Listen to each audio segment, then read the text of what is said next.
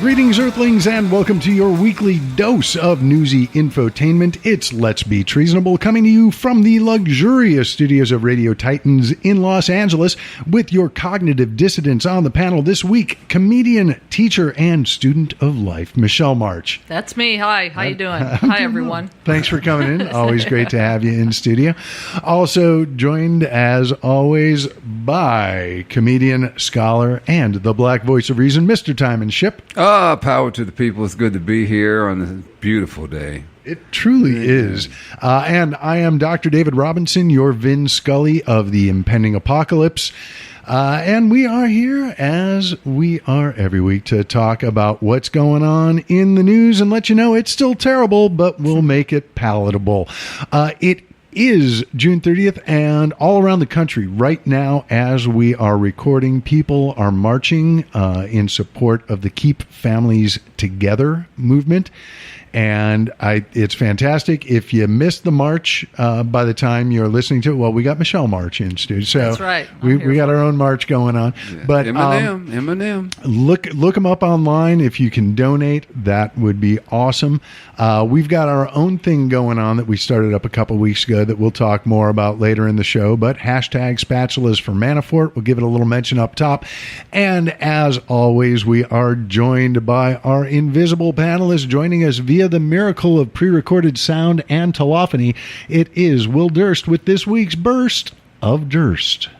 Hey guys, Will Durst here with a few choice words about the 4th of July, the great American holiday. Now, it's summer. That's what the 4th is. No matter what the astronomers tell us, it's not the solstice that signifies the beginning of our season of mayhem, the time when kids run amok while parents drink beer out of cans and fall out of patio furniture.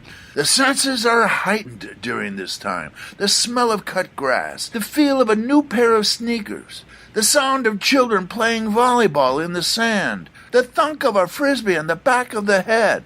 Also, it's a holiday that transcends political persuasions, a frozen moment in time when white wine sipping, NPR listening, Prius driving, Birkenstock wearing hippies stand shoulder to shoulder with country western listening, pickup truck driving, cowboy boot wearing, Coors Light chugging rednecks, both groups waving tiny American flags in a small town square, watching a parade of bicycles with red, white, and blue bunting woven through the spokes, and beauty queens waving from the back seats of convertibles.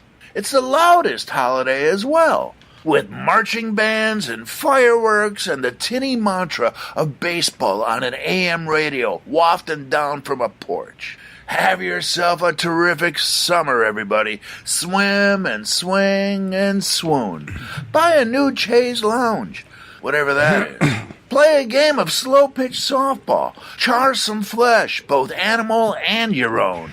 Make sure you find time for a little bit of fun, because it won't be long before we're back at each other's throats.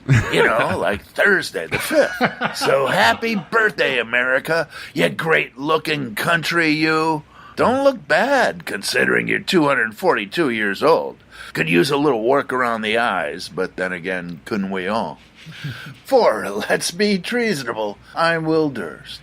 Thank you very much, Will. And the 4th of July is coming up this Wednesday. You got to be careful. This is one of my favorite times of year in terms of watching the news, watching the media. And if I don't have any really hateful thoughts about mannequins specifically, but around the 4th of July, you get to see all the news reports of what happens when a mannequin is holding a lit M80. Yeah, that's right. It's right up there with Halloween time when they light the costumes of little mannequin children on fire. Yeah. And Christmas when we get to see what new toys will kill mannequin children. So it sounds like I'm biased against the mannequins, but really, I think we need to keep the mannequin families together. And that's what this morning's march is about. We'll mention, as many people do, that it is America's birthday. But I prefer to think of July 4th, and especially this year and in these current times, as the birthday of our Constitution. which is repeatedly under attack by the current administration in so many ways, one of which we sadly saw this week in Annapolis, Maryland, when 5 employees of the Capital Gazette were gunned down by a disgruntled local guy. We were talking about this on the show before. This guy apparently had a long-standing feud with the newspaper because they accurately reported that he had been charged with stalking or harassment or something like that.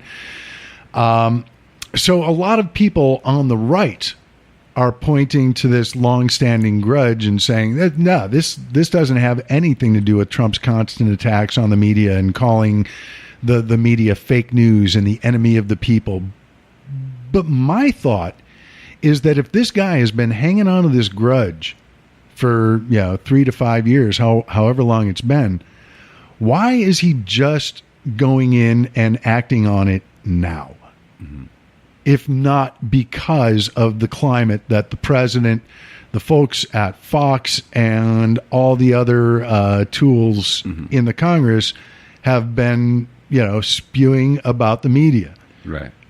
Thoughts? Yeah, excellent. No, it's true. Right. Well, the one thing is, I mean, with Trump putting out the fake news, as you were saying, and attacking on this basis, I mean, people are being led by this guy. I mean, everything is, they're either believing what they read or hearing, or you got Fox News, you got the people believing that whatever Trump says, they're trying to dog me out. I mean, we have a reality TV show guy as our fucking president. Yeah, we do. And so, and he's proven time and time again. I remember Michelle, you were saying you don't want to call our people stupid, but they're all misinformed. They suffer from a lack of knowledge. They also suffer. They don't read. Yeah. They don't pay attention. They're to uneducated. What's going on. And then they pay attention. But they have opinions, and that's what's scary. Yeah, and they have sound. They listen to sound bites about what's going on in the world and everything. And they're also led by it's cultural. They're led by they're led by this whole racial thing that's going on. And so, as I said to you guys, they're just happy to have a white dude in the White House. Oh, yeah. Like well, me. I mean, you were talking about during Obama's presidency how, Republicans were all, he's dividing the country. He's dividing the country. Right. And the fact of the matter is the country was already divided by years of rhetoric and policies that helped hold minorities down. Well, but, it's not it's kind of one of those things like, Republicans, they called me a racist. Right. Well, the best way to not be called a racist, stop doing racist shit. Yeah, don't be a racist. Really fucking maybe. simple. Yeah. Right. But the folks on the right and the, state-run media of Fox News, or actually it's, the other way around. The state is being run by the media, at least, the Fox News and Breitbart section of the media. Right. These people are constantly spewing lies, and Michelle, you said that it's a problem that people have opinions. In my mind, it's not a problem that they have opinions, but the problem is that they mistake their opinions for facts, right, and act on things as if what they believe to be true. They don't know what they're talking about. Actually true. They have no clue about what's going on. Absolutely. But the problem is, aside from that, is that they don't even know that they don't know. They think they are on top of it. Which is the reason why Socrates, the way he won an argument, he would tell you, "I don't know." And the reason, and the guys, well, I don't know. And by saying that you don't know, it puts you in a position to learn. Mm-hmm. But don't be telling people you know and you really don't know. That means you don't even know that you're stupid. You don't even know that what you're doing is saying is wrong. It's amazing you guys brought up inequality. I was reading a book, and inequality is so embedded in our society, whether it be economical, whether it be educational, just the way the system was set up. And it started as far back and you have racial inequality. And the reason why you had it is because of the British. The British said in the 17th century that it would be better for us to judge the people by race because they could gain more control than do it by culture or do it by what country you're from. Do it because unless someone's wearing like an Affliction shirt or a red MAGA hat, you don't know. But I can look at your skin and go, oh, he's different. Right. And that's when the whole brain thing, they used it and it worked.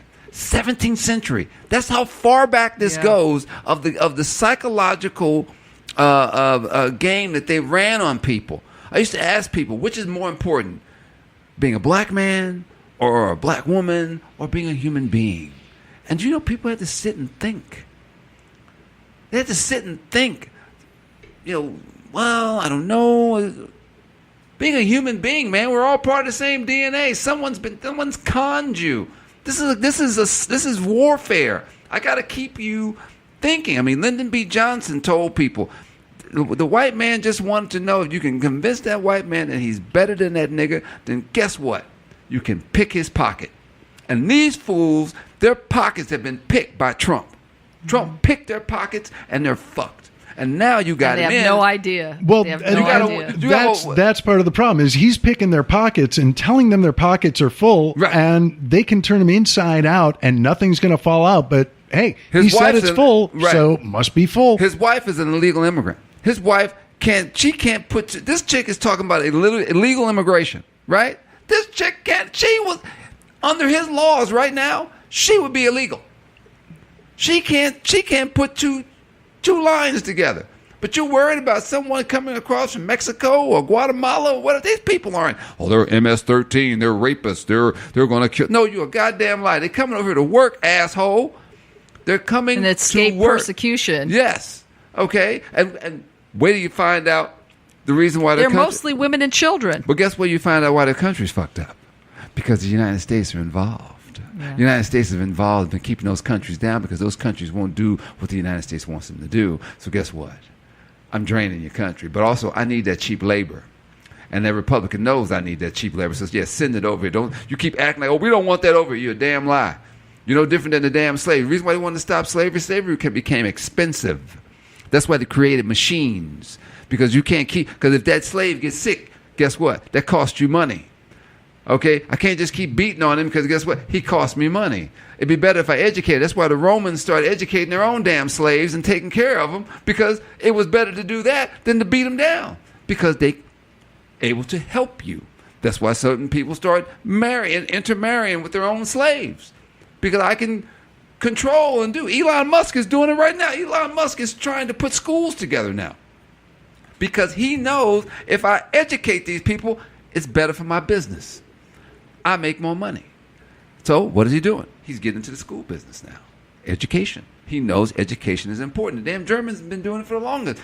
Germans don't even want nothing to do with their past. They want their things to change. But the United States they're selling you on something that is not real. Those very people that Trump was taking their telling them, oh, I'm going to take care of you, carrier and all, they're all going someplace else. Yep, Harley Davidson is the latest this week, and at this is the thing, and Michelle, you're talking about how people are stupid and or ignorant, choose your words, but at the groundbreaking for a Foxconn factory, is Thai owned? Foxconn, the guys who make the iPhone parts and stuff. Right. Anyway, a foreign-owned company that Wisconsin gave incredible tax breaks to. The taxpayers of Wisconsin are paying for a huge amount of money to a foreign company that will ostensibly create jobs. Meanwhile, Harley Davidson, just up the road, also in Wisconsin, who, because of Trump's tariffs and the trade war he's starting, realized that they are going to lose a shitload of sales outside of the States